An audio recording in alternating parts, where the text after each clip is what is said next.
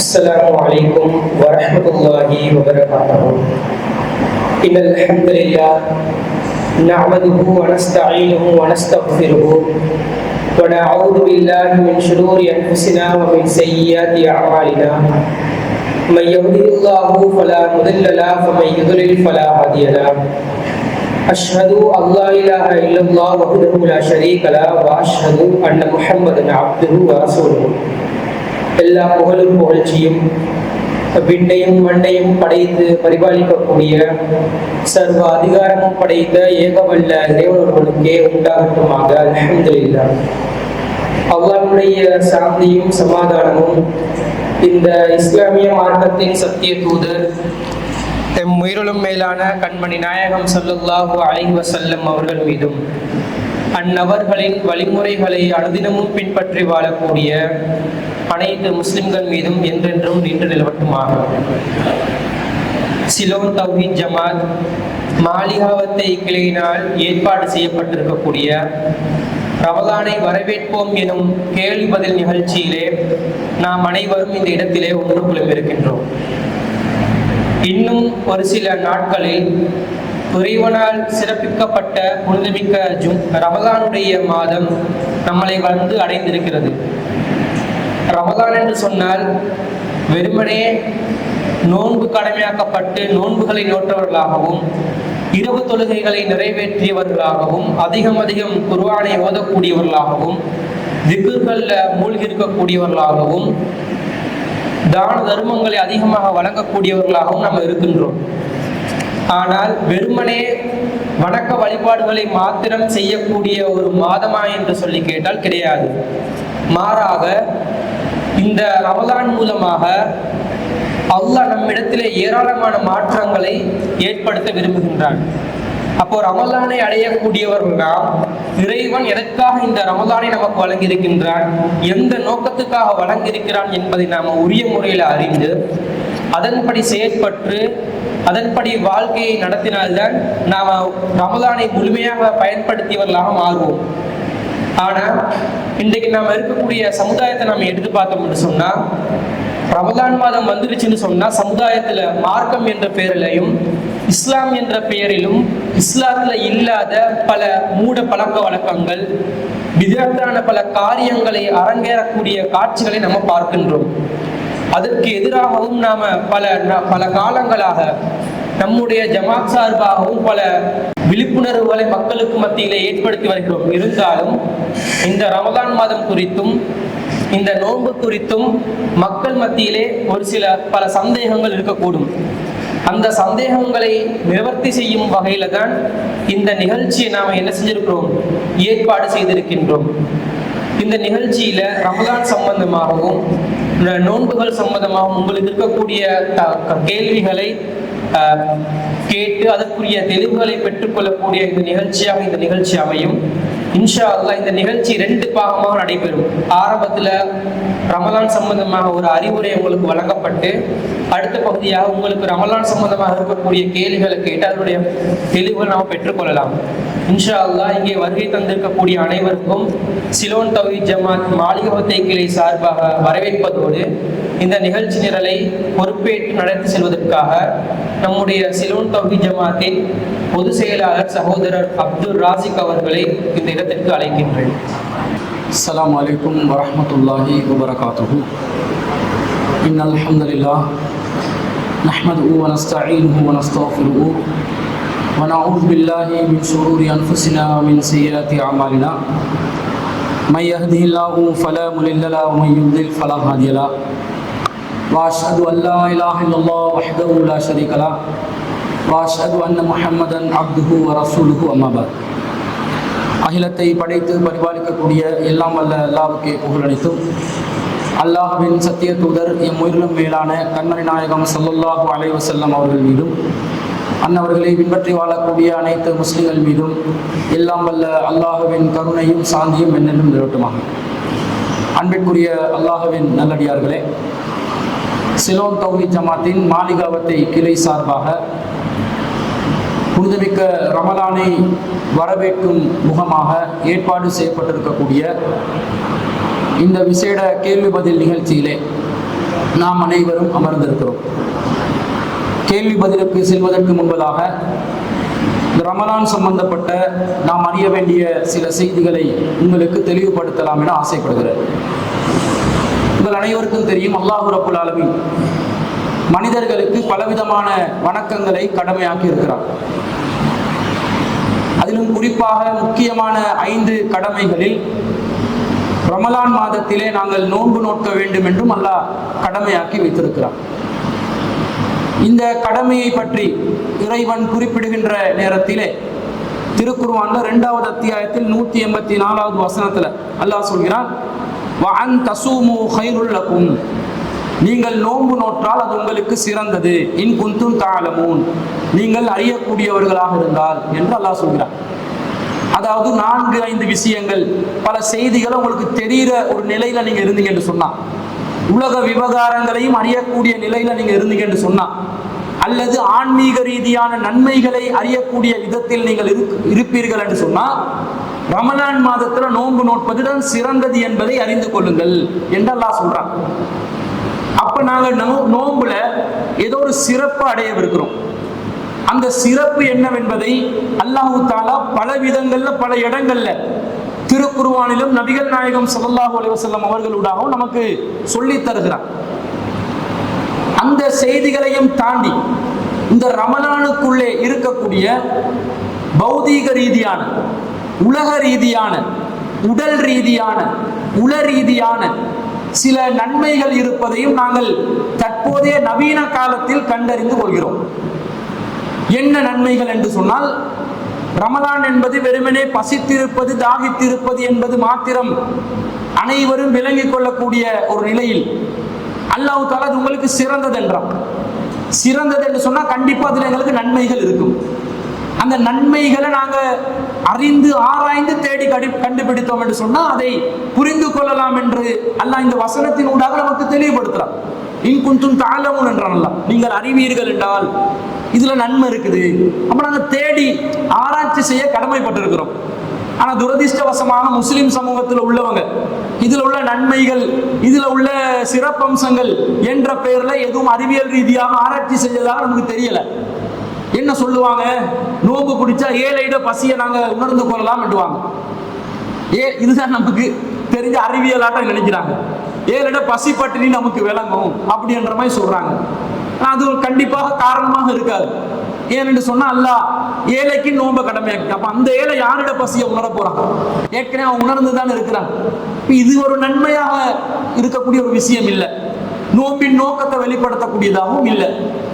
அல்லது யாரு நோன்பாளிகளாக இருக்கிறார்களோ அவர்கள் உடல் ஆரோக்கியத்திற்காக வேண்டி நோன்பு பிடிக்கணும் என்பதை ஒரு பரவலான கருத்தாக எங்களோட சமூகத்துல சொல்றாங்க. இந்த கருத்தை பொதுவாகத்தான் சொல்றாங்களே தவிர உள்ளுக்குள்ள ஆராய்ந்து அவர்கள் சொல்லவில்லை. ஆனா அல்லாஹ்வுடைய மிகப்பெரிய அற்புதம் என்னன்னு சொன்னா, இன்று நவீன கால மருத்துவர்கள் இந்த நோன்பு சம்பந்தமாக பலவிதமான கருத்துக்களை தெரிவிக்கிறார்கள். யார் ஒருவர் தொடர்ச்சியாக நோன்பு நோட்டு இருப்பார்களோ குறிப்பிட்ட சில மணித்தியாலங்கள், அவருடைய உடல் உறுப்புகள் அனைத்தும் சீராக இயங்கும் என்பதை இன்று அறிவியல்ல கண்டுபிடிக்கிறாங்க. ஏன்னா நீங்க கூட புரிஞ்சிருப்பீங்க, அறிஞ்சிருப்பீங்க, நடைமுறையில ஒரு மருத்துவ பரிசோதனைக்காக வேண்டி எங்களை வர சொன்னா, இரத்த பரிசோதனையோ அல்லது சுகர், டயபெட்டிக்ஸ் இருக்கிறதா, கொலஸ்ட்ரால் இருக்குதா என்பன போன்ற பரிசோதனைகளுக்கு, மருத்துவ பரிசோதனைகளுக்காக வேண்டி எங்களை வர சொன்னா என்ன சொல்லி சொல்லுவான், 12 மணித்தியாலங்களுக்கு நீங்க நோம்பு பிடிச்சிட்டு வாங்கடுவான். எதனால அதை சொல்றாங்க தெரியுமா? உடம்புல சீரான இயக்கம் எப்படி என்றது அப்பதான் விலங்கு. குறிப்பிட்ட மணித்தியாலங்களுக்கு உணவு உண்ணாமல், அதே போன்று குடிபானங்களை பருகாமல், உடம்பு ஓய்வு பெறுகின்ற நேரத்தில் நம்முடைய உடலில் இருக்கக்கூடிய உணவுகளை ஜீரணம் செய்யக்கூடிய மொத்த அந்த சிஸ்டமும், டைஜஸ்டிங் சிஸ்டமும் ஓய்வடைந்து இருக்கக்கூடிய நேரத்துல உடம்புடைய சரியான ஆரோக்கிய நிலையை கண்டறியலாம். அதான் சொல்றாங்க, பசிச்சு இருந்து வாங்க, தாகித்து இருந்து வாங்கன்றாங்க, நம்முடைய உடல் நிலையை சரியா இனம் காணுவதற்காக. அப்ப இதுல இருந்து நாம என்ன விளங்கிக் கொள்றோம்? இந்த நோம்பின் ஊடாக பல காலங்களாக தொடர்ச்சியாக பலவிதமான உணவு வகைகளை உண்டு பலவிதமான பானங்களை பருகி உடம்புக்கு எந்த விதமான ஓய்வும் கொடுக்காத நிலையில் பழக்கப்பட்டவர்கள் குறிப்பிட்ட ஒரு மாதத்திலே குறிப்பிட்ட சில மணித்தியாலங்கள் முழுசா உணவுக்கு ஓய்வு கொடுக்கின்ற நேரத்தில் உடம்பு சீராக இயங்கக்கூடிய நிலையில் ஆரோக்கியத்தை, தேக ஆரோக்கியத்தை பெற்றுக்கொள்ளலாம் என்பது இந்த நோம்பின் கிடைக்கக்கூடிய மிகப்பெரிய நன்மையாக நாங்கள் விளங்கிக் கொள்றோம். அப்ப இந்த நன்மை உடல் ரீதியான ஒரு நன்மை. இது அல்லாஹ் தஆலா நமக்கு இந்த நோம்பு மூலமா தந்திருக்கிறார் என்றது நாங்கள் விளங்கிக் கொள்றோம். அடுத்தது அல்லாஹ் என்ன சொல்றான், இந்த நோம்புல கிடைக்கக்கூடிய நன்மையில உள ரீதியான நன்மைகள் இருக்கின்றன. என்ன உள ரீதியான நன்மை என்று கேட்டால், நாங்கள் இறைவனுடைய கட்டளைக்காக வேண்டிதான் நோன்பு நோக்கிறோம். அந்த கட்டளையை இறைவன் எப்படி சொல்கிறான்? 2வது அத்தியாயத்துல 183வது வசனத்துல அல்லாஹ் சொல்லும் போது, யா அய்யுஹல்லதீன ஆமனு, நம்பிக்கை கொண்டவர்களே, குத்திப அலைக்குமுஸ் ஸியாம் கமா குத்திப அலல்லதீன மின் கப்லிக்கும், உங்கள் மீது நோன்பு கடமையாக்கப்பட்டுள்ளது உங்களுக்கு முன் சென்றவர்கள் மீது கடமையாக்கப்பட்டதை போன்று, லஅல்லக்கும் தத்தகூன், நீங்கள் இறையச்சம் உள்ளவர்களாக மாற வேண்டும். ஐயாமம் மஅதூதாத், அதற்காக வேண்டி சில நாட்கள் நீங்கள் குறிப்பிட்ட நாட்களில் நோன்பு நோக்கணும் என்றால், அப்ப இறையச்சம் உண்டாகுவதற்காக நோன்பு. இது உள ரீதியான ஒரு பரிசுத்தத்தை நமக்கு அல்லாஹ் ஏற்படுத்துறான். என்ன இறையச்சம், எப்படி அது ஏற்பட போகிறது? ஒரு மனிதன் மனிதனாக வாழ்வதற்குரிய அனைத்து விதமான கட்டளைகளையும் அல்லாஹ் திருக்குர்ஆன்ல நமக்கு வழங்கி இருக்கிறான். அந்த திருக்குர்ஆனுடைய கட்டளைகளுக்கு ஏற்றாற்போல் நபிகள் நாயகம் ஸல்லல்லாஹு அலைஹி வஸல்லம் அவர்கள் வாழ்ந்து வஃபாத்தாகி இருக்கிறார்கள். அப்போ ஒரு மனிதன் சிறந்தவனாக வாழ்வதற்கு, ஒரு மனிதன் நல்லவனாக வாழ்வதற்கு எது மனிதன் செய்ய வேண்டும், எதை ஒரு மனிதன் செய்யக்கூடாது என்பதுதான் இறைவனுடைய வேதத்தின் கட்டளைகளாக, வழிகாட்டுதல்களாக இருக்கின்றன. அவற்றை கடைபிடிப்பதுதான் ஒரு மனிதனுடைய வாழ்க்கையை சீராக்கும், அவனுடைய உள்ளத்தை பக்குவப்படுத்தும், அவனுடைய மனசை ஆறுதல் படுத்தும். அடுத்தவனுக்கு தொந்தரவு இல்லாம, அடுத்தவனுக்கு சிரமம் இல்லாம, அடுத்தவனுக்கு முசீபத்தை காக்காம, எந்த இடையூறும் பண்ணாம, அடுத்தவன் பொருளாதாரத்தை சூறையாடாம, அடுத்தவனுடைய மானத்தை வாங்காம, அடுத்தவனுடைய வாழ்க்கைக்கு இடையூறாக இருக்காம ஒரு வாழ்க்கையை நாம் வாழும் பொழுது, பிறருக்கு தொல்லை இல்லாத, இன்னும் சொல்ல போனால் ஒரு படி தாண்டி பிறருக்கு நலம் நாடி வாழக்கூடிய ஒரு வாழ்க்கையை நாம் வாழுகின்ற நேரத்தில் நம்முடைய உள்ளத்துக்கு ஒரு ஆறுதல், ஒரு நிம்மதி, ஒரு சந்தோஷம் ஏற்படுகிறது இல்லையா? என்னதான் குற்றங்கள் செய்யக்கூடியவர்கள், கொலையாளிகள், இன்று சர்வசாதாரணமாக கொலைகள் பெருகி கொண்டிருப்பதை பார்க்கிறோம். நீதிமன்ற வளாகத்துக்குள்ளே புகுந்து சர்வசாதாரணமா கொலை செஞ்சுட்டு போறான். பாதாள கோஷ்டி மீண்டும் என்ன செய்து தலையை தூக்குது. அப்ப இந்த நேரத்துல மனிதர்களுக்கு ஒரு அச்சமான நிலை ஏற்படுதா இல்லையா? மனசுக்கு ஒரு நிம்மதி இல்லாத ஒரு நிலை ஏற்படுதா இல்லையா? அடுத்தவன் நம்முடைய உயிரை வாங்குற நிலையில இருக்கிறான், நம்முடைய உயிருக்கு பாதுகாப்பு இல்லை, நம்முடைய பொருளாதாரத்துக்கு பாதுகாப்பு இல்லை, நம்முடைய பிள்ளைகளுக்கு பாதுகாப்பு இல்லை என்று நாம் கருதுகின்ற நேரத்தில் நம்முடைய உள்ளம் நிம்மதி அடையாது, சந்தோஷமா இருக்காது. அப்ப அந்த யாரெல்லாம் குற்றம் செய்கிறார்களோ அவர்களுடைய பார்வையில் எடுத்து பார்த்தாலும் மன சந்தோஷத்தோட அதை செய்ய மாட்டான். ஏதோ குறிப்பிட்ட குறுகிய லாபங்களை அடைந்து கொள்வதற்காக வேண்டி, ஒரு சில பைசாக்களுக்காக வேண்டி, காசு பணத்துக்காக வேண்டி செய்கிறார்களே தவிர அவர்களுடைய உள்ளங்கள் குறுகுறுக்கத்தான் செய்யும். குற்றவியல் விசாரணை பிரிவுகள்ல ஒரு குற்றவாளியை, சந்தேக நபரை விசாரணை செய்கின்ற நேரத்தில் அவனுடைய பிளட் பிரஷர் எப்படி இருக்குதுன்னு பார்ப்பான். சாதாரணமான நிலையில பதில் சொல்கிறார்களா, ஒரு பதட்டத்தோடு பதில் சொல்கிறார்களா என்று பார்ப்பார்கள். அதுல இருந்துதான் பொய் சொல்றாங்களா உண்மையை சொல்றாங்களான்னு கண்டறிவாங்க. இந்த பொய் சொல்லும் பொழுது ரொம்ப பதட்டம் ஏற்படும். உள்ளம் குறுகுறுத்த நிலையில் பதில்கள் வருகின்ற நேரத்தில் உள்ளத்தில் ஒரு பதட்டம் ஏற்படும். இதன் மூலமாக அந்த குற்றவாளிகளை இனம் காணக்கூடிய நவீன கருவிகள் எல்லாம் இன்னைக்கு கண்டுபிடிச்சு வச்சு பாதுகாப்பு துறை ஒரு விதமான முன்னேற்றத்தை நோக்கி சென்று கொண்டிருக்கிறார்கள்.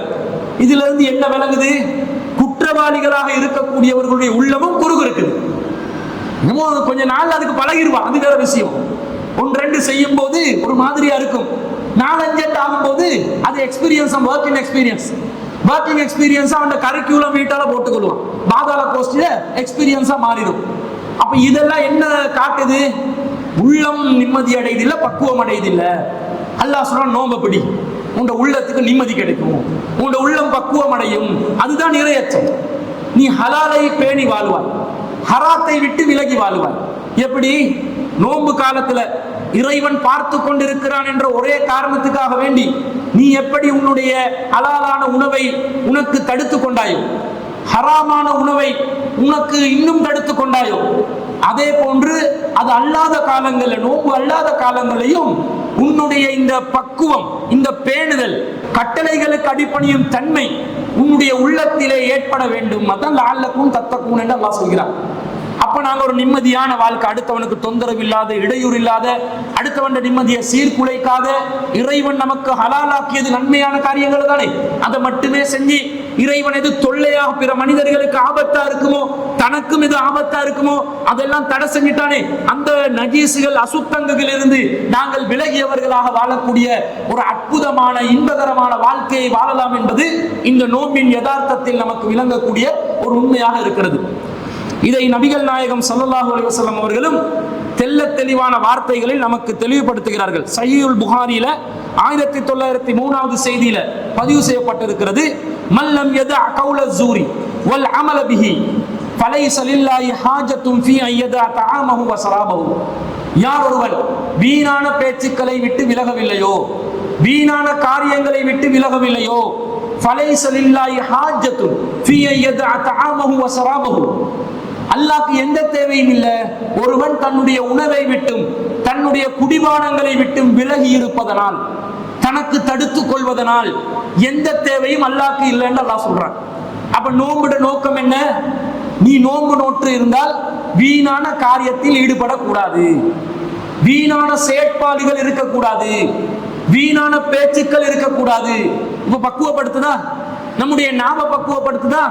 எப்ப நாவு பக்குவம் அடையும் என்றா உள்ளம் பக்குவம் அடைந்தால் தான். ஒரு சிலர் வள வள வள வளன்னு பேசிக்கொண்டே இருப்பாங்க. செட்ட பாக்ஸ்ன்னு சொல்லுவோம் நாங்க, காது கடி எண்டுவோம், ரத்தம் வருது எண்டுவோம். இந்த மாதிரி பேசுறவங்க அவங்களோட உள்ளத்துல ஒரு பக்குவம் இருக்காது. தேவைக்கு பேச சொன்னாங்க ரசூல் ஸல்லல்லாஹு அலைஹி வஸல்லம். மன் கான யுமினு பில்லாஹி வல் யௌமில் ஆகிர், யார் அல்லாஹ்வை மறுமை நாளையும் நம்புகிறார்களோ அவர்கள் நல்லதை பேசட்டும், அவில் யஸ்முத், அல்லது வாயை மூடி மௌனமாக இருக்கட்டும் என்றாங்க. ஏன் சொன்னாங்க? உள்ளம் பக்குவம் அடைஞ்சாதான் இந்த நாக்கும் பக்குவம் அடையும். வார்த்தைகளை நாங்கள் அளந்து பேசுவோம், தேவையானது மட்டும் பேசுவோம், அவசியமற்ற எதையும் பேச மாட்டோம். அப்ப நம்முடைய உள்ளத்தால் நாம் பக்குவம் அடைந்தவர்களாக மாறக்கூடிய ஒரு விஷயம் இந்த நோன்புல ஏற்படும். நோன்பு அதனுடைய விளைவை நமக்கு வெளிப்படுத்தி காட்ட வேண்டும். நோம்பை பிடிச்சு கொண்டு அம்மா ஆத்தாண்டு பேசி கொண்டிருந்தா அவன் நோம்புல என்ன பலன் இருக்குது? நோம்பு பிடிச்சு கொண்டு அடுத்தவன் புறம் பேசி கொண்டிருந்தா அவன் நோம்புல என்ன பலன் இருக்குது? நோம்பு பிடிச்சு கொண்டு அநியாயத்துக்கும் சூழ்ச்சிகளுக்கும் உடந்தையாக பேச்சுவார்த்தைகளை நடத்தக்கூடியவனாக இருந்தால், பெருமையான பேச்சுக்களை பேசக்கூடியவனாக இருந்தால், துரோகம் இழைக்கும் பேச்சுக்களை பேசக்கூடியவனாக இருந்தால் அவனுடைய நோம்பு அவனுக்கு என்ன பலனை தரும்? இந்த பலனை தராது. வல் அமல பிஹி, வீணான நடவடிக்கைகளில் இருந்து அவன் விலக வேண்டும். எப்படி பக்குவத்தை கொண்டு வருதுன்னு பாருங்க. மைண்ட் கட்டுப்பட்டாதாங்க எங்களோட கைகள் கட்டுப்பட்டு இருக்கும், கால்கள் கட்டுப்பட்டு இருக்கும். சில மனிதர்களை பார்க்கிறோம், ஒரு நிமிஷம் சைலண்டா இருக்க மாட்டானே, ஒரு நிமிஷம் ஒரு இடத்துல குந்தி இருக்கலாது. சில பேர்த்த பக்குவத்தை இனம் காணுவதற்காக நல்ல வழி என்ன தெரியுமா? ஒரு மணித்தியாலம் ஒரு சேர்ல அதே இடத்துல உட்கார்ந்துட்டு எழுப்ப சொல்லுங்க. ஒருத்தனுக்கு ஏழுமா வேண்டுங்க, ஒன்னும் பண்ணக்கூடாது, சும்மா இருக்கணும். வேணுமெண்டா திக்ரு பண்ணிக்கும், அல்லாஹ் தஸ்பீஹ் பண்ணிக்கும், நல்ல காரியம் தானே. தஸ்பீஹ் பண்ணி கொண்டு ஒரு மணித்தியாலம் ஒரு சேர்ல இருக்கணும். ஏலா இதுக்கு நம்ம வார்த்தைகள் ஒரு புழுக்கடி எழுப்பி அப்படி இப்படி தடுமாறிக்கொண்டே இருப்பான். என்னையாவது கிண்டணும், ஏலாட்டி உமா கிட்ட போயிட்டு ஒரு பிளேண்டியை தாங்கணுவான். வாய் நம்ம என்றது ஒரு பிளேண்டி கிடைக்காதான்னு கேட்பான். அல்லது நான் தங்கச்ச போயிட்டு நோண்டுவான். சின்ன புள்ள இருந்தா நோண்டி விட்டுட்டு அது அழுகிறத பார்த்து சிரிப்பான். இந்த குரங்கு வித்தைகள், இந்த குரங்கு வித்தைகள் காட்டுவது ஒரு மனிதனுடைய வாழ்க்கையில சகஜமா மாறி இருக்குதா இல்லையா? அதுவும் சிறு பிள்ளைகள் சில பேர் இருப்பாங்க, ரொம்ப அடாவடித்தனம் பண்ணுவாங்க. திடீரென்று பார்த்தா அல்மாரிக்கு மேல இருப்பான். எங்கடா ஏறினான்னு கேட்டா பால் போச்சு எடுத்துறேன்வான். பார்த்துட்டா கீழே பத்திரமா இறங்கிருக்கா, வாடா வாப்பா தூக்கி வைக்கிறேன்னு சொன்னா இல்லவாப்பா நான் இன்னொரு கூரைக்கு மேல ஏற இருக்குதுன்னுவான். கட்டுப்படுத்த இயலாம இருக்குது. அது சின்ன வயசு, தொட்டில் பழக்கம் சுடுகாடு வரை என்பாங்க. சின்ன வயசுல இருந்து வந்த பழக்கங்கள் எந்த பக்குவத்தையும் உண்டு பண்ணாம செயல்கள் இப்படி இருந்தா எனக்கு சும்மா இருக்க தோணாது. 14 மணித்தியாக உண்ணாமல் பருகாமல் இருக்க சொன்ன உடனே என்ன சரி பண்ணுவான்? அதனால தானே பாருங்க, நம்ம ஆக்கள் நோம்பு டைம்ல லூடோ விளையாடுவாங்க. பகல் நேரத்துல பல்லாங்குழி எடுத்து விளையாடுறது. டைம் பாஸ் ஆகணும், சும்மா இருக்க இயலாது. செயல்படுறதுக்கு அமலுக்கு நிறைய இருக்குது. ரசூலுல்லாஹ் வீணான அமலை தான் விட்டு விலக சொல்றாங்க. வீணான அமல்களை விட்டு விலகுங்கள், நல்ல அமல்கள் செய்வதற்கு வாய்ப்பு இருக்குது. நம்மளோட நோக்கம் என்னவெல்லாம் எதுக்கு போவோம்? வீணான அமலுக்கு தான். பல்லாங்குழி விளையாடுவோம் வாங்க, பிங்கோவா பின்டோவா விளையாடுவோம் வாங்க. ஒருத்தர் கொண்டு இல்லாட்டி ராவு நேரத்துல நோம்பு காலத்துல நைட்ல நடு ரோட்ல ஃபுட்பால் விளையாடுவோம் வாங்க. சோப் என்ற ஒரு விளையாட்டு இருக்குது, தெரியுமோ தெரியல உங்களுக்கு? ஒரு சோப் ஒரு பாக்ஸ் ஒன்றை வரைஞ்சி அதுல ஒருத்தர் ஓடி வந்து ஒருத்தருக்கு தட்டி விட்டு அவுட்டு. இதை விளையாடுவான் நைட் ஜாமத்துல கத்தி தொலைச்சு கொண்டு விளையாடுவான். இவங்க எல்லாம் பக்குவம் அடைந்தவர்களா? செயலில் பக்குவம் அடைந்தவர்களா? நோம்பு பசித்து இருக்கிறான், தாவித்து இருக்கிறான், எந்த பக்குவமும் அவனிடம் வரவில்லை. அல்லாஹ் சொல்றான், நீங்க நோம்பு நோட்பது சிறந்தது நீங்கள் அறிந்து நோம்பு நோட்பதாக இருந்தால் இந்த வீணான காரியங்களை விட்டு அவன் விலக வேண்டும். இன்னொரு ரிவாயத்துல ரசூலுல்லாஹ் சொல்றாங்க, மடமைத்தனத்திலிருந்து ஒருவன் விலக வேண்டும். நோம்பு காலத்துல சுத்த மடையனா இருக்கக்கூடாது, மடத்தனமான காரியங்கள்ல ஈடுபடக்கூடாது. நம்ம ஆக்கள் நோம்பு வர்றதுக்கு முன்னாடியே சாபான் மாதத்துல 15ஆம் இரவுல பராத்து ரொட்டி என்ற பேர்ல ரொட்டி, ஈச்சப்பழம், வாழைப்பழம், கல்கண்டு பங்குன்ற பழக்கம் கொண்டு வந்தாங்க. எங்கால வந்துச்சு என்று கேட்டா பாரம்பரியத்திலிருந்து நாங்க செஞ்சு வாரோம் என்றாங்க. ரசூலுல்லாஹ் இதுக்கு வழிகாட்டினாங்களா? ஹதீஸ் ஆதாரங்கள் இருக்குதா? ரொட்டி சுட்டு கொடுக்கிற அளவுக்கு ரசூலுல்லாஹ்க்கு இருந்துச்சா? ரசூலுல்லாஹ் தோல் நீக்கப்பட்ட கோதுமையை கண்டதே இல்லைன்னு வருது. நீங்க ரொட்டியில எந்த மாவை கொண்டு ரொட்டியை சமைக்கிறாங்க? தோல் நீக்கப்பட்ட, பதனிடப்பட்ட, பக்குவமாக்கப்பட்ட, எல்லா விதத்திலும் உணவுக்கு லேசான உணவு தானே இந்த ரொட்டியா கொடுக்குறாங்க. ரசூலுல்லாஹ் அத்தகைய கோதுமை மாவை கண்டதே இல்லை. நபிகள் நாயகத்தின் வாழ்க்கையில் சல்லாடையை பார்த்ததே இல்லை. சல்லாடை தெரிந்தானே? இப்ப நாங்க அரிப்போம், என்னது சல்லாடை, மாவு அரிப்போமே, அந்த சல்லாடை, இதை ரசூலுல்லாஹ் பார்த்ததே இல்லையா? அப்படி பார்க்கலன்னு சொன்னா இந்த ரொட்டியை ரசூலுல்லாஹ் கொடுக்குற பழக்கம் வச்சிருந்து இருப்பாங்களா? இல்லன்னு விளங்குதா இல்லையா? இவங்க கொடுக்குறாங்க. அது மட்டுமா, நோம்பு காலத்துல நிறைய மூட பழக்க வழக்கங்கள், மௌட்டிகங்கள் நிறைய கிடக்கிறத பார்க்கிறோம். தொழுகை எடுத்துக்கொண்டாலும் இரவு தொழுகையில வேகமாக தொழக்கூடிய காட்சிகளை பார்க்கிறோம். எக்ஸ்பிரஸ் கோச்சி மாதிரி தொழுக போகும். அது சரி, ஒரு வகையில சரி ஏதாவது பண்ணி தொலை, அது அனுமதிக்க முடியாது. தொழுகிறோம் என்ற பேர்ல கோழி குத்துற மாதிரி தொழ வேண்டாம் என்று ரசூலுல்லாஹ் தடுத்து விட்டார்கள். ஆனா இந்த நோம்பை பிடிச்சு கொண்டு என்ன பண்ணுவாங்க தெரியுமா? நோம்பை பிடிச்சி எச்ச விழுங்க விட மாட்டாங்க. எங்கட எச்சி நாங்க விழுங்கினா என்ன ஆக போகுது? அது காரி அந்த சளியை விழுங்கலாமான்னு கேட்டா சளி பொதுவாகவே விழுங்க கூடாது தானே. சளி எப்ப வெளியே வருதோ, காரி வருதோ, அதை வெளியே துப்பிடணும். அதை புழுங்கி டேஸ்ட் பண்ணி சாப்பிட்றதுக்கு சர்பத்தா திருப்பி புல்டோ டொஃபியா, அது சளியை எடுத்து ருசிச்சு சாப்பிட்றதுக்கு அதை வெளியே தான் கக்கி போடணும். அது சரி தப்பி தவறி ஒருத்தனுக்கு மிஸ் ஆகி போச்சு, வெளியே எழுப்பி போறதுக்கு மாச்சலன்னு ஒருத்தன் விழுகிட்டான். நோம்பு கலாவாகுமா? கலாவாகாது. இவன் நோம்பு பாத்தியில் ஆகிரும் என்றான். இது மட்டுமா? என்ன பண்றாங்க தெரியுமா? சில பேரு பாதி நோம்பு, அரை நோம்பு, சுபோல இருந்து 12 மணி வரை காட்டுல ஒரு நோம்பு பிடிப்பாங்க. பாதி நோம்பு என்று சொல்லு, அரை நோம்பு. இந்த அரை வகுத்து நோம்புக்கு இஸ்லாத்துல ஏதாவது அங்கீகாரம் இருக்குதா? இஸ்லாம் நோம்பை இப்படியா பிடிக்க சொல்லிச்சு? அல்லாஹ் தஆலா சொல்றான், பிறகு அவர்கள் நோம்பை இரவு வரைக்கும் நீடித்துக் கொள்ள வேண்டும் என்று அல்லாஹ் சொல்கிறான். இரவு வரை காட்டும், ஃபஜ்ர்ல இருந்து இரவு வரை காட்டும் நோம்பு இருக்கணும். பாதி நோம்பு லுஹர் வரை காட்டும்.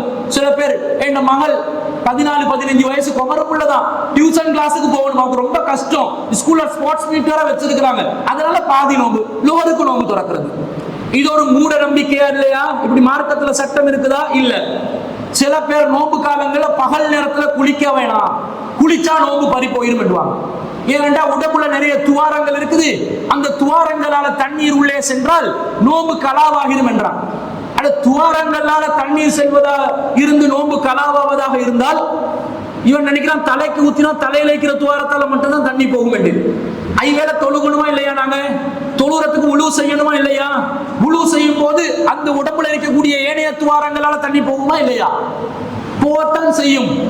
அப்படி துவாரங்களால தண்ணி போகும்போது ஒருத்தன் நல்லா குளிக்கிறான் பகல்ல நோம்புல, குளிச்ச உடனே அவனுக்கு உன்னுடைய தலை துவாரத்தால் தண்ணீர் சென்று விட்டது, நீ நோம்பை முறித்து விட்டாய் என்று அவன் சொன்னா, இந்த பசியா போச்சு, குளிச்சதுனால பசி போச்சா, தாகம் போச்சா, குளிச்சா பசி போகுமான்னு கேட்கிறேன். இன்னும் பசி கூடும் இல்லையா? குளிச்சா பசி கூட செய்யுமே தவிர பசி போகாது. ஒருத்தர் நல்லா குளிச்சுட்டு வந்து நல்ல தண்ணி தாகமா இருந்துச்சு, குளிச்சுட்டு வந்துட்டு தண்ணி தாகம் போயிருச்சுன்னு சொல்லுவானா? சொல்ல மாட்டான். காரணம் என்ன தெரியுமா? தண்ணி இங்கால போனாதான் தாகம் போகும். நீங்க மேலுக்கு செலுத்தி இன்ஜெக்ஷன் வழியாக தண்ணி அனுப்பினீங்கன்னு வைங்க, அப்படி அனுப்பினாலும் உங்களோட வயிறு நிறைஞ்ச மாதிரி ஒரு ஃபீலிங் வரும், ஆனா அந்த தாகம் தீர்ந்த உணர்வெல்லாம் வராது. அதுக்காக மேல துவாரங்களால் தண்ணீர் செல்வது பரவாயில்லைன்னு சொல்லி இன்ஜெக்ஷனை போட்டு சேலை நேர்த்தி கொண்டு இருக்கிறாங்க. அப்படி ஏத்தினா என்ன அர்த்தம் இருக்குது? நோம்பு பிடிக்க சேலை நேர்த்துறவனுக்கு அதுக்கு நோம்பு கடமைன்னு கேட்கிறேன். அவன் நோயாளி, வேற நாள் தானே நோம்பு பிடிக்கணும், அவன் வேற நாள்ல குடிச்சிருக்கணும். இப்ப இந்த மூட நம்பிக்கை, இவனுக்கு வந்து தண்ணி குளிக்க கூடாது, இவன் இரவுல குளிக்கவும் மாட்டான், பகல்ல குளிக்கவும் மாட்டான், நோம்பாளி பரிசுத்தமாகி வருவான் என்று பார்த்தா சுத்தமாகவே அவனுடைய உடம்புல அசுத்தம் நிறைந்த நிலையில் ரொம்ப பக்கத்துல நெருங்க முடியாத நிலையில இருப்பான். சில பேர் பல்லு தீட்ட மாட்டாங்க நோம்பு பிடிச்சு. பல்லு தீட்டலையான்னு கேட்டா இல்லைன்னுவார். ஏனென்றா கஸ்தூரி வாசம் இல்லாம போயிடும் வாயிலிருந்து வார். ரசூலுல்லாஹ் சொன்னாங்க, நோம்பாளிட வாயிலிருந்து கஸ்தூரி வாடை வரும் என்றான். சரி, நீங்க நோம்பு பிடிச்சு பல்ல தீட்டாம வாய ஹாண்டி இப்ப திறந்து காட்டுங்க, கஸ்தூரி வாசம் வருமா? பக்கத்துல இருக்கிறவங்க அப்படியே டெட் பாடி ஆகிடுவான். அவ்வளவு துர்மாடு வருமா இல்லையா? ஏண்டா சாப்பாடு இல்லாத நேரத்துல வயிற்றுல என்ன செய்யும்? அந்த உறுப்புகள் எல்லாம் ஓய்வடைஞ்சு கேஸ் வெளியேற்ற பார்க்கும். கேஸுகள் ரெண்டு இடத்தால வெளியாகும், ஒன்று வாயால, ஒன்று பேக் சைடால வந்துடும். ரெண்டு கேஸும் டேஞ்சர் தான். முன்னால கேஸ் வந்தாலும் டேஞ்சர் தான், பின்னால கேஸ் வந்தாலும் டேஞ்சர் தான். அதனால பின்னால கேஸ் விட்டுறவன் கண்டிப்பா சபையில விடக்கூடாது. சபையில இருந்து வெளியே போயிட்டு என்னால அடுத்தவனுக்கு தொந்தரவு வந்துடும். என்ன, இஸ்லாம் என்பது பிறர் நலம் நாடுவது தானே. அதுல மிக முக்கியமான ஒரு நலம், என்னுடைய துர்வாடை அடுத்தவனுக்கு கொடுத்துடக்கூடாது. அடுத்தவனுக்கு துர்வாடையை கொடுத்து அவனை மூர்ச்சியிலிருந்து விழ வச்சு அவன் தேக ஆரோக்கியத்துக்கு என்னால் பாதிப்பு வரும் என்றால் அந்த கேஸ வாயுவை நான் வெளியாக்காம இருந்து எனக்கு நோய் வந்துடும். சபையில வெளியாக்கும், கொஞ்சம் ஓரமா போய் வெளியாக்கிறோம். பசிக்கு இருக்கும் போது நிறைய கேஸ் வெளியாகும், வாயாலையும் வரும். அந்த கேஸ் விட்டு பாருங்களேன், ரொம்ப வாடையா இருக்கும். இவன் பல்லையும் துளக்காம இருந்து அந்த கேஸ் வந்து கஸ்தூரி மனம் கமலுகிறது, அனைவரும் அந்த நறுமணத்தில் மிதங்குங்கள் என்றால் மிதங்கி போவான். ஆக்சிடென்ட் ரோட்ல தான் இருப்பா எல்லாரும். அப்ப என்ன அர்த்தம்? அது அல்லாஹ்விடத்தில் அல்லாதை கண்ணியமாக ஆக்குகிறான். இந்த மூட நம்பிக்கையால தான் பல் துளக்க மாட்டான். கேட்டா அது எப்படி பல் துளக்கிறது? எச்சி, அந்த பல் துளக்கும் போது டூத் பேஸ்ட் உடைய அந்த சுவை நம்முடைய நாவு உணருமா இல்லையா? அதனால பல் துளக்க முடியாது என்றான். இப்படி எல்லாம் ஃபத்வா கொடுக்குறாங்க. சூஃபியாக்கள் எல்லாம் இப்படி சொல்லி இருக்கிறாங்கன்னு சொல்லி தரீக்கத்துகள்ல இந்த மாதிரி ஃபத்வாக்கள் கொடுத்து, தரீக்கத்துல எத்தனை பேர் பல் துளக்காம இருக்கிறாங்கன்னு நமக்கு தெரியல.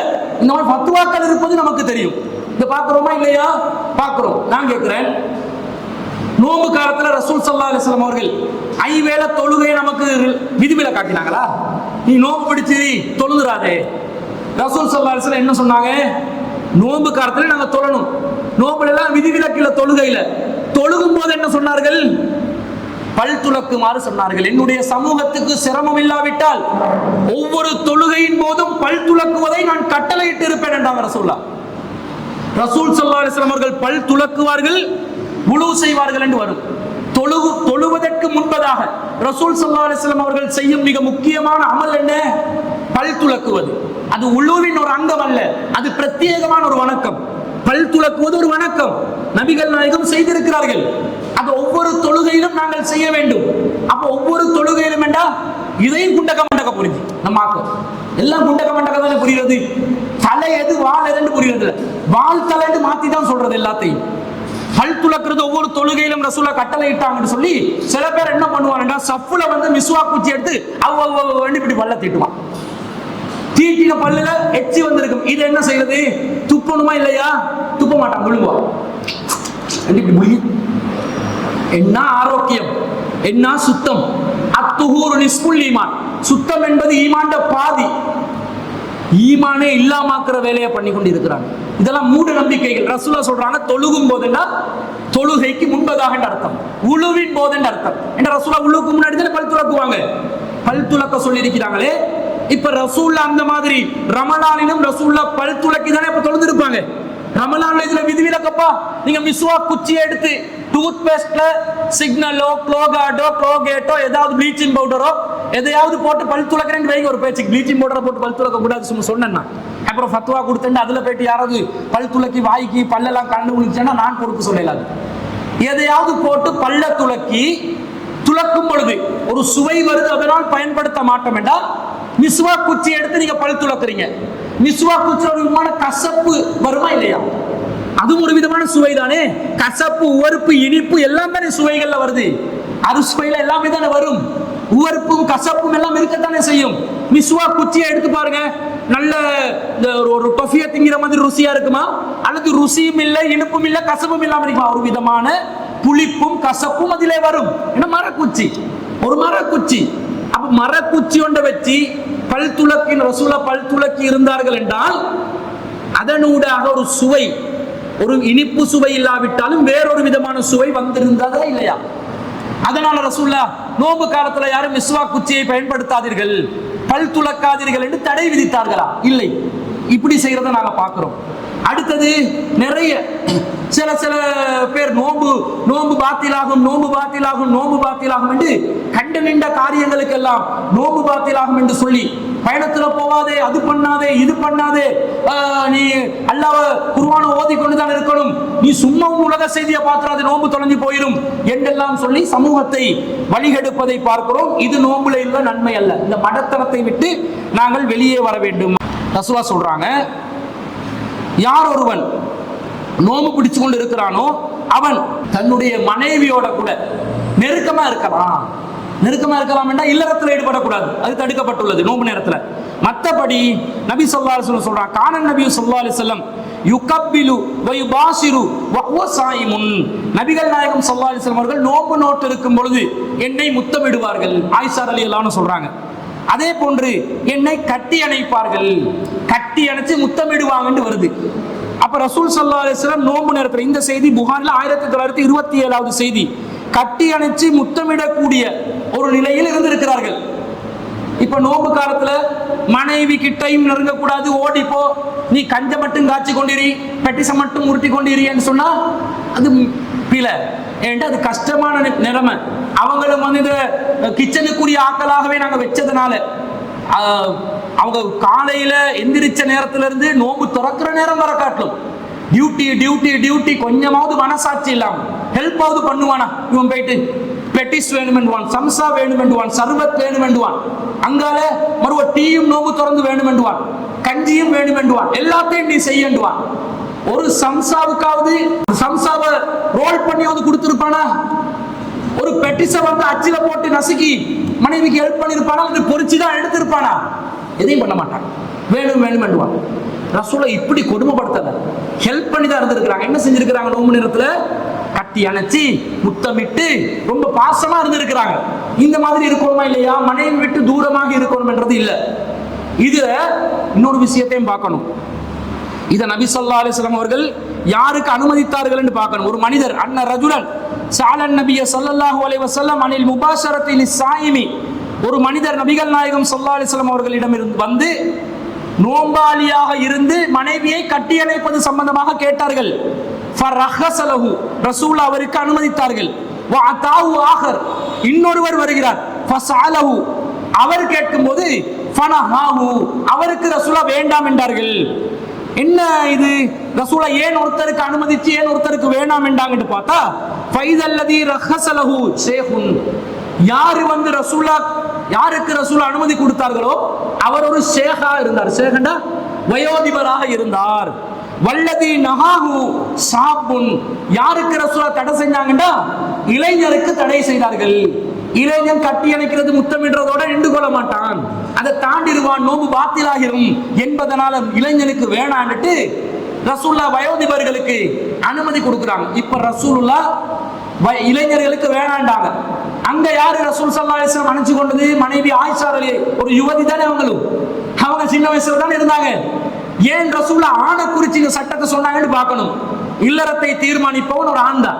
ஒரு பெண் என்னதான் உணர்ச்சி வசப்பட்டாலும் இல்லறத்துல அவங்க தீர்மானிக்க முடியாது. ஆண் இஷ்டப்பட்டாதான் இல்லறம் தீர்மானமாகும். அதுல நபி ஸல்லல்லாஹு அலைஹி வஸல்லத்தை பத்தி அறிவிக்கிறாங்க. ரசூல் ஸல்லல்லாஹு அலைஹி வஸல்லம் அவர்கள் தன்னுடைய உணர்வுகளை அதிகமாக கட்டுப்படுத்தக்கூடியவர்களாக இருந்தார்கள். உணர்வை கட்டுப்படுத்துவாங்க ரசூல் அப்படி கண்ட்ரோல் இருந்தாங்க. மைண்ட் கண்ட்ரோல் இருந்ததுனால கட்டி அணைக்கிறதோட முத்தமிடுறதோட என்ன செஞ்சாங்க, நிறுத்தி கொண்டாங்க. அப்ப இந்த மாதிரி சலுகைகளும் நோம்புல இருக்கிறதுன்றதை விளங்கி, இந்த மாதிரி நன்மைகள் இருக்கிறத விளங்கி நாங்க நோம்பு நோக்கணும். இன்னொரு அறிவிப்புல ரசூல் ஸல்லல்லாஹு அலைஹி வஸல்லம் சொல்றாங்க, நீங்க யாராவது நோம்பு நோற்று கொண்டிருக்கிறீர்கள், ஒருத்தன் உங்களோடு சண்டை பிடிக்க வர்றான், இன்னி சாயிமுன் மர்ரத்தைன், அவர் சொல்ல வேண்டும் நான் நோம்பாளி என்று 2 தடவைகள் சொல்ல வேண்டும் என்று ரசூலுல்லாஹ் சொல்றாங்க. நோம்புல உள்ளம் கட்டுப்படுத்திக் கொள்ற மாதிரி பாருங்க, வீணான காரியங்களை கட்டுப்படுத்திக் கொள்ற மாதிரியே பாருங்க ரசூலுல்லாஹ் எப்படி சொல்லி தர்றாங்க. யாராவது சண்டை பிடிக்க வந்தா இஸ்லாமிய மார்க்கம் என்ன சொல்லுது, வேணான்னு அவனை தடுத்துறணும். மீறி அவன் அடிச்சானண்டா அவனுக்கு திருப்பி அடிக்கலாம். அவன் எந்த அளவுக்கு நம்மளை காயப்படுத்தினானோ அந்த அளவுக்கு அவனை காயப்படுத்தலாம். இஸ்லாமிய அரசாங்கம் இருந்து அரசாங்கத்துக்கிட்ட ஒப்படைக்கணும், நாங்க கையில் எடுக்கக்கூடாது சட்டத்தை. இதானே பொதுவான விதி. ஆனா இலங்கை நாட்டுல அடிச்சவனுக்கு அடியெல்லாம் சொல்ல மாட்டான், போலீஸுக்கு வந்து புகார் செய்யணும் தான் சொல்லுவான். அப்ப ரசூல் ஸல்லல்லாஹு அலைஹி வஸல்லம் இந்த சமூகத்துக்கு என்ன சொல்லி கொடுக்குறாங்க, நோம்பு பிடிக்கிற நேரத்துல ஒருத்தவனுக்கு அடிக்க வந்தா நீ என்ன சொல்லணும், நான் நோம்பாளி, உனக்கு திருப்பி அடிக்கிறதுக்கு உனக்கு உரிமை இருந்தாலும் நீ உன்னை உள்ளத்தை கட்டுப்படுத்திக் கொள்ள வேண்டும். அதுக்காக ஒருத்தன் கத்தி எடுத்து குத்துறதுக்கே வரான், கத்தி முனையில துப்பாக்கி முனையில வந்து வைக்கிறான். அந்த நேரத்துல நான் நோம்பாளி என்றா கதை முடிஞ்சிடும், அவ்வளவுதான், கோவிந்தான்னு போக வேண்டியதுதான். அந்த நேரத்துல அது இடம் பொருள் லெவல கவனிக்கணும், அந்த நேரம் இல்ல. இப்ப ரசூலுல்லாஹ் பத்ர் போர் செஞ்சாங்க, எப்படி செஞ்சாங்க, நோம்பு பிடிச்சுதானே செஞ்சாங்க, போரே செஞ்சிருக்கிறாங்களே. அப்ப பத்ர் போர்ல போயிட்டு எதிரிகள் அடிக்கும் போது இன்னி சாயிமுன் என்று சொல்லிக் கொண்டிருந்தாங்களா, நஹ்னு சாயிமுன், நாங்கள் நோம்பாளிகள் சொல்லிக் கொண்டிருந்தாங்க இல்ல. அப்ப எவனாகத்தன் வீணா வம்புக்கு வந்து அவனை தடுத்து நிறுத்தாவிட்டால் நாம் அனைவரும் அழிந்து விடுவோம் என்ற ஒரு நிலை வந்தால் என்ன செய்யலாம், இந்த தடை நீங்கிடும். இந்த மாதிரி ஒரு பல நன்மைகளை, உடல் ரீதியாக நன்மையை தருது, நமக்கு தேக ஆரோக்கியத்தை நோம்பு தருது, உள ரீதியாக நன்மையை தருது, நல்லதுல ஈடுபட்டு தீயதுல இருந்து விலகி கொள்ளக்கூடிய பக்குவத்தை தருது, அதே போன்று நம்முடைய செயற்பாடுகளை பக்குவமாக்குது. இந்த மாதிரி உடல் உள செயற்பாடுகள் அனைத்தையும் பக்குவம் படுத்தக்கூடிய தன்மை நோம்புக்கு இருப்பதனாலதான் அல்லாஹ் சொல்றான், நீங்க நோம்பு பிடிச்சா உங்களுக்கு நல்லது, இன் குன்தும் தஅலமூன், நீங்கள் அறியக்கூடியவர்களாக இருந்தால் என்று அல்லாஹ் சொல்கிறான்.